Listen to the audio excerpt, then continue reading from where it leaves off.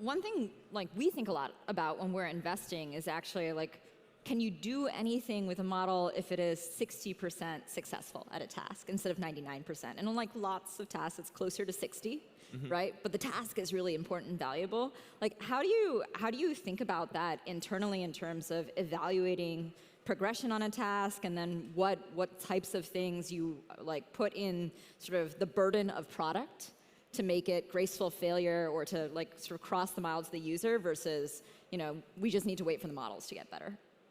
I'd argue there are a lot of things that you can actually do when something is 60% right. You just need to really design for it.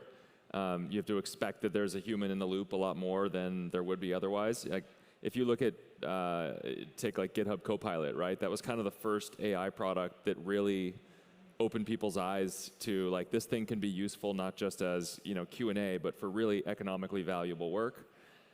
And that launched, I don't know exactly which model that was built off of, but I mean, it was multiple generations ago. So I guarantee you that model wasn't perfect at anything related to coding.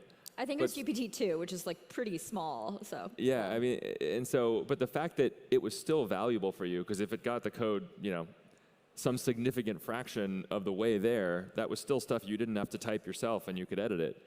And so there are experiences like that that I think totally work. I think we'll see the same kinds of things happening with sort of the shift towards agents and longer form tasks where, it may not be perfect, but if it can save you 5 or 10 minutes, that's still valuable. And even more, if the model can understand where it doesn't have confidence and can come back to you and say, I'm not sure about this, can you actually help me with this?